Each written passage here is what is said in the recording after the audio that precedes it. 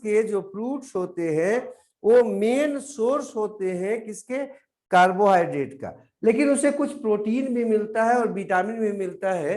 हाँ, अभी हम आपको पहले भी बताए थे कि चावलों में विटामिन ए की मात्रा को बढ़ाने के लिए गोल्डन राइस बनाया गया है। हाँ, अभी जो है ना मकई जो नया आया है प्रोटीना वगैरह का जो जो नाम है उसका, उसमें प्रोटीन का अमीनो एसिड की मात्रा को बढ़ाया गया है। तो सीरियल्स जो है ना उसमें कुछ प्रोटीन्स भी मिलते हैं हमको, कुछ विटामिन भी मिलते हैं, लेकिन इसका मेन उद्देश्य जो होता है खाना में वो क्या होता है कि ये हमको क्या दे, ये हमको कार्बोहाइड्रेट दे। ठीक है, इसका उदाहरण तो शायद आप जानते ही होंगे, वीट है। अभी बायोलॉजिकल नेम आपको नहीं बताते, ट्राइटिकम एस्टिवम होता है इसका बायोलॉजिकल नेम, किसका, वीट का, ट्राइटिकम। फिर राइस है, राइस का क्या हो जाएगा, ओराइजा सेटाइवा। फिर बार्ली है, फिर ओट है, मेज है, ये सब जो है ना इति से कर लेते हैं। ये सब कुछ प्रमुख सीरियल्स हैं जिनका उपयोग हम कार्बोहाइड्रेट प्राप्त करने के लिए भोजन में करते हैं। ठीक है, अब बात करते हैं हम मिलेट का। सेकंड है सीरियल, उसका नाम है मिलेट। दोनों में अंतर क्या है, इसका जो मिलेट जो होते हैं ये आपका एक तरह का सीरियल है,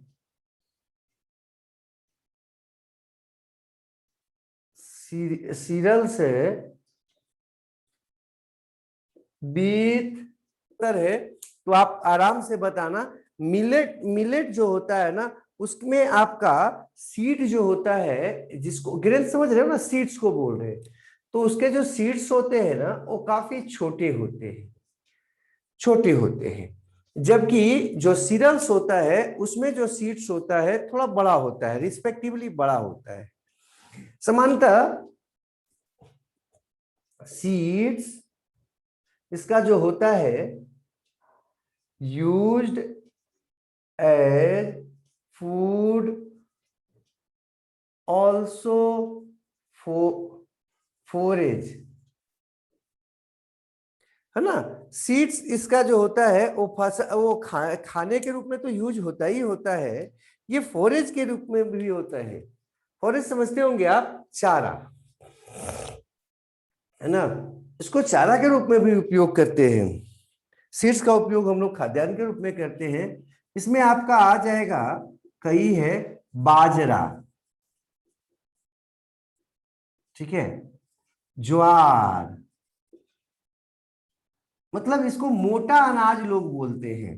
मोटा अनाज का मतलब क्या होता है, हाँ गांव वगैरह में इसको मोटा अनाज बोला जाता था, और लोगों का कहना था कि इसके खाने से क्या होता है, आपका जो है ना वो पाचन ठीक रहता है, पेट ठीक रहता है, और तो और ताकत ज्यादा आता है। इसको मोटा अनाज बोलते थे क्योंकि इसमें फाइबर्स ज्यादा होता है। ठीक है, इसमें छिलका ज्यादा होता है, तो फाइबर्स के रहने के कारण ये आपके डाइजेस्टिव सिस्टम को ठीक रखता था, कब्ज से बचाता है हमें, और तो और हमें जो है ना मजबूती देता है। तो ये भी आपका वही देगा जो मिलेट जो आपका सीरियल्स दे रहा था। बाजरा शायद आप जानते होंगे, बाजरा हम लोग मिलेट को बोलते हैं, मिलेट को बोलते हैं बाजरा। बाजरा का उपयोग जो है ना अभी काफी कम होने लगा है, और लोगों का ये कहना है कि अगर बाजरा को हम लोग अपने भोजन में शामिल कर ले तो काफी हद तक ये जो मोटापा है, इवन डायबिटीज है, उसको हम रोक सकते हैं, उससे हम बच सकते हैं। शायद आप जानते होंगे ज्वार, ज्वार जो है ना इसको रियली में आप जे ए से भी लिख सकते हो, कुछ लोग इसको जे ओ से भी लिखते हैं, ज्वार। ठीक है, और ज्वार जो होता है उसके बारे में भी लोगों का यही कहना है कि अगर इसको भोजन में सप्ताह में एक दिन भी अगर शामिल कर लिया जाए तो कई रोग जो है उससे बचा जा सकता है। और इसको हम लोग sorghum कहते हैं, ऐसे sorghum, ज्वार को। ठीक है, और भी कई है, जैसे हम रागी है, रागी तो खैर अभी जो है ना काफी कम हो गया, उसको अब हम काफी न के बराबर जानते हैं, रागी भी लिख देते हैं। लेकिन ये सब जो है रियली में मोटा अनाज कहा जाता था इसको, क्योंकि इसका जो कवर होता था, स्किन होता था, काफी मोटा होता था। अब इसका जो है ना हम खाना कम कर दिए हैं तो हमको कब्ज का समस्या होना शुरू हो गया। हमें जो है ना शरीर में मोटापा, जहां तहां जो है ना वो आपका फैट जमा होना शुरू हो गया है।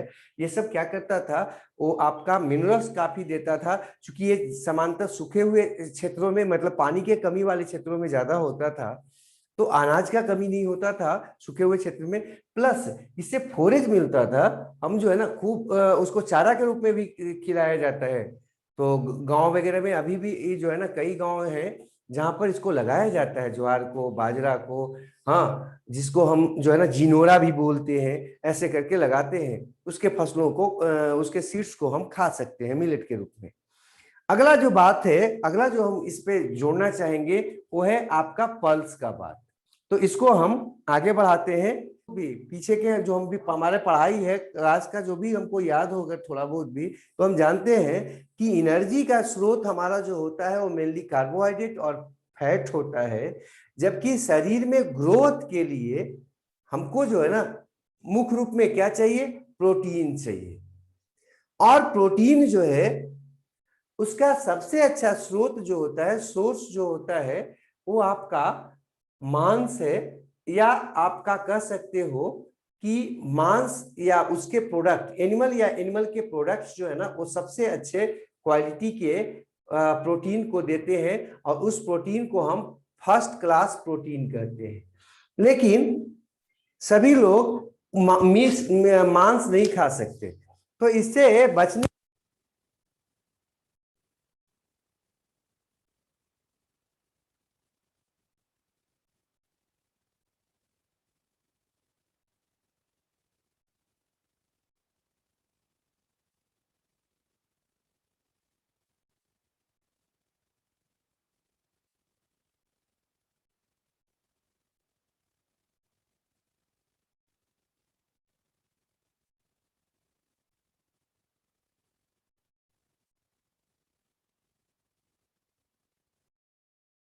फैमिली के बारे में क्या बता, जो है ना उसके बारे में क्या बता रहे थे कि इसका जो सीड्स होता है ना वो हमारे भोजन में प्रोटीन का मुख्य स्रोत है, खास करके शाकाहारियों का।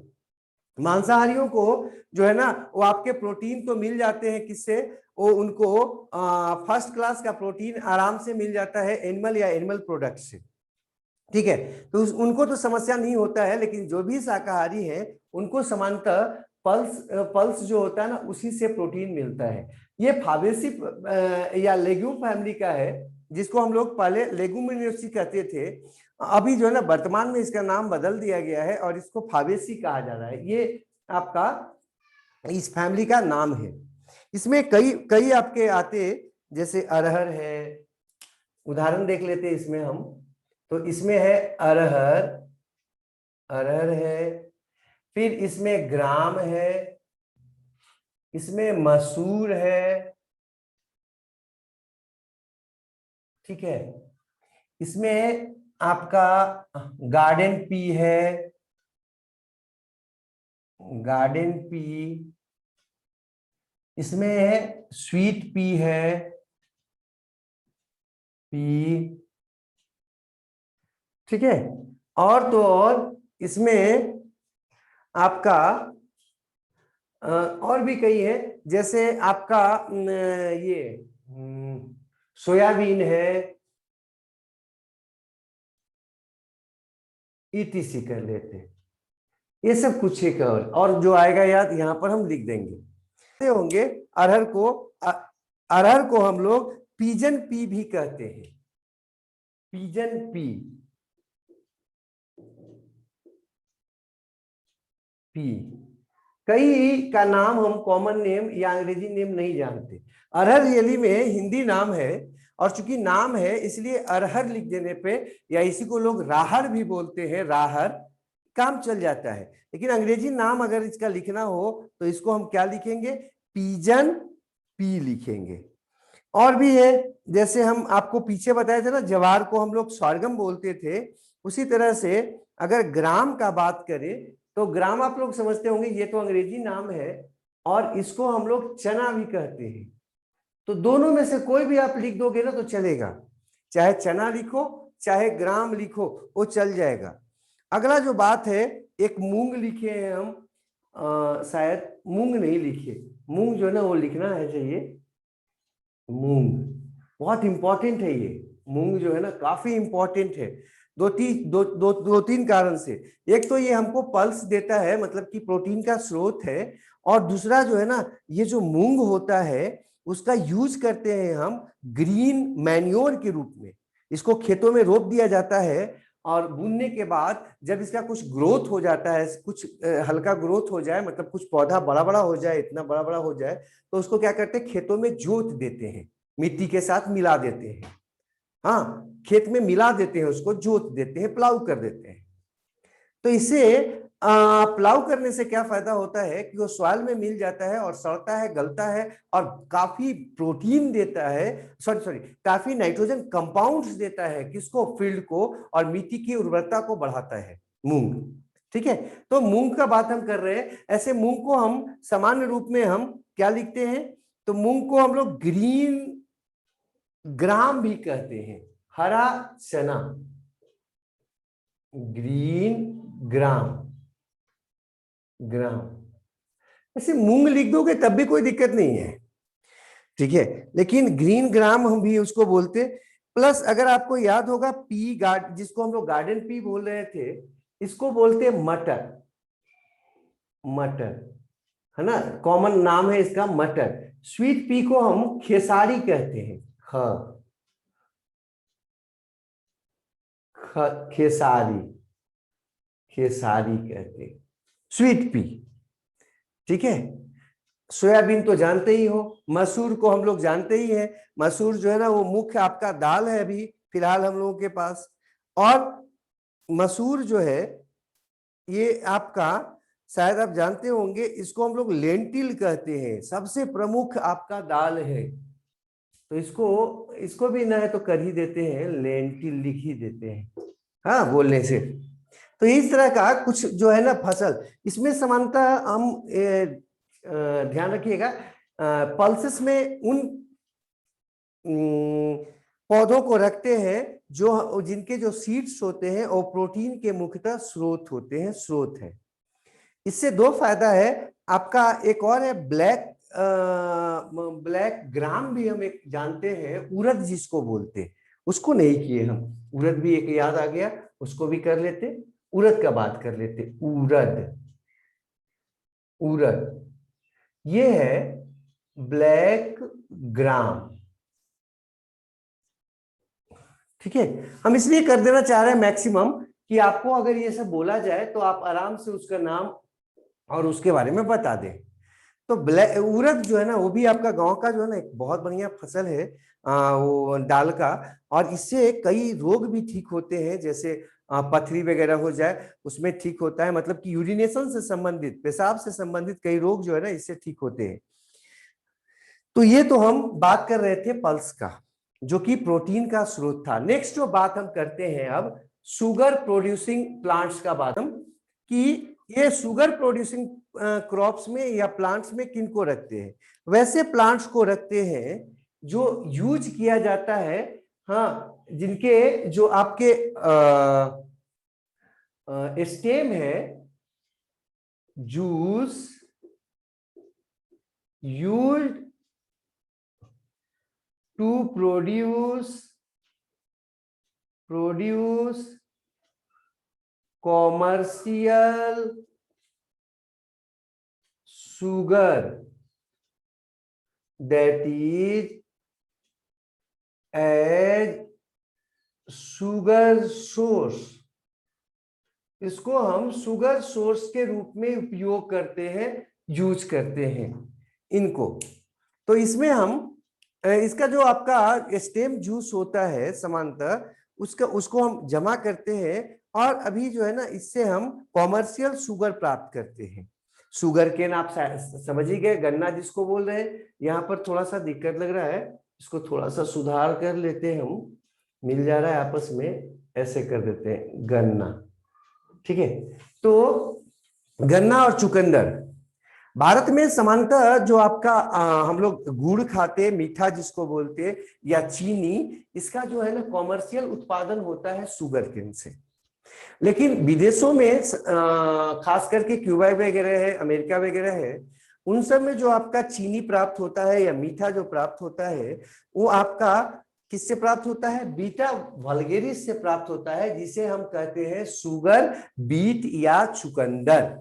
तो शुगर बीट या चुकंदर जो है ना, उसका उपयोग किया जाता है किसके लिए? चीनी या मीठा के उत्पादन के लिए विदेशों में खास करके। तो नेक्स्ट हम बात कर रहे थे इसका। अब नेक्स्ट है उसके बाद वाइल्ड सीड क्रॉप्स। तो अगला बात करते वाइल्ड सीड क्रॉप्स या प्लांट। कई ऐसे क्रॉप्स या फसल्स हैं जिनके सीड से हम क्या करते हैं? तेल निकालते हैं, और तेल का उपयोग खाना में करते हैं, खाने में करते हैं। अर्थात कह सकते हो कि ये जो है ना, दैट इज, ये सोर्स है, that is source of lipid. आपके भोजन में लिपिड या फैट का स्रोत है ये। हाँ, खास करके उनके लिए, शाकाहारियों के लिए। मांसाहारी तो जो है ना, उनको फैट मिल जाएगा कहाँ से? मांस से या उसके प्रोडक्ट से। लेकिन समांतर लिपिड या फैट जो है ना, वो आपको वाइल्ड सीड क्रॉप से ही प्राप्त होता है। इसमें मस्टर्ड है, सरसों, सोयाबीन है। सोयाबीन दोनों में आता है। ये प्रोटीन यील्डिंग भी है और फैट यील्डिंग भी है, इसलिए सोयाबीन को काफी अच्छा माना जाता है क्रॉप में। ग्राउंडनट, मूंगफली है, कोकोनट है। कोकोनट जानते ही होंगे आप, वो जिसको हम क्या बोलते हैं? कोकोनट को नारियल। हाँ, नारियल।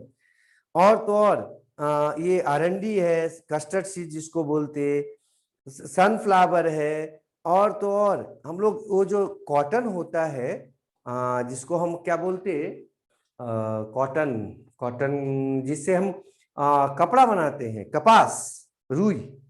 तो कपास का जो सीड्स होता है ना, उससे भी आपका हम क्या करते हैं? वाइल को निकालते हैं।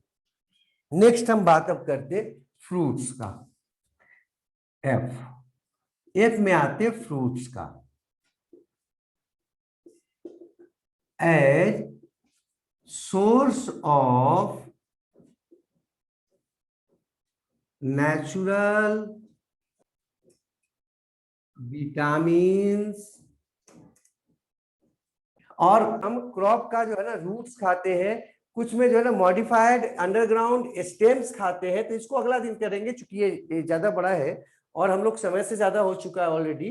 तो फ्रूट्स का केवल बात कर लेते हैं। फ्रूट्स जो है ना, फल जो है ना, वो काफी अच्छा स्रोत है हमारे पास नेचुरल विटामिन और मिनरल्स का। इसलिए कहा जाता है कि अगर सामान्य रूप से स्वस्थ रहना है, अभी इम्यूनिटी का बात हो रहा है, रोग प्रतिरक्षण तंत्र का बात हो रहा है, तो कहा जा रहा है कि अगर आपको रोग प्रतिरोधी क्षमता को बढ़ाना है तो फलों को खाओ। वो मिनरल्स देगा, विटामिन देगा, तो रोगों से लड़ने की क्षमता बढ़ेगी आपकी। नेचुरल कार्बोहाइड्रेट देता है वो, फैट्स भी अभी उससे मिलता है, कुछ प्रोटीन्स भी मिलते हैं उससे, मतलब अच्छा भोजन है वो। फिर मैंगो, एप्पल वगैरह इसमें आ जाते। वेजिटेबल्स में आपको हम बताएंगे कि वेजिटेबल्स कई प्रकार के होते। कुछ तो आपका फ्रूट्स है जिसको वेजिटेबल्स के रूप में यूज करते, जैसे करेला है, नेनुआ है, ये फ्रूट्स है। हाँ, लेकिन कुछ जो होते उसमें हम वेजिटेबल्स के रूप में उसका अंडरग्राउंड स्टेम का यूज करते हैं। जैसे आलू है, उसमें हम क्या करते हैं? वेजिटेबल्स के रूप में उसका अंडरग्राउंड स्टेम जो होता है मॉडिफाइड, उसका यूज करते हैं। कुछ जो है ना, उसमें हम यूज करते हैं उसके किसका? Underground modified. अंडरग्राउंड क्या? मॉडिफाइड कहो, मॉडिफाइड उसके रूट्स का, जैसे मूली है, गाजर है। तो ये सब उसके मूल, हम क्या किसको खाते हैं? मॉडिफाइड रूट्स को खाते हैं। तो इसको हम अगला दिन देख लेंगे, क्योंकि थोड़ा बड़ा है ये। तो अगला दिन के लिए वेजिटेबल्स छोड़ देते हैं। किसी को कुछ पूछना अगर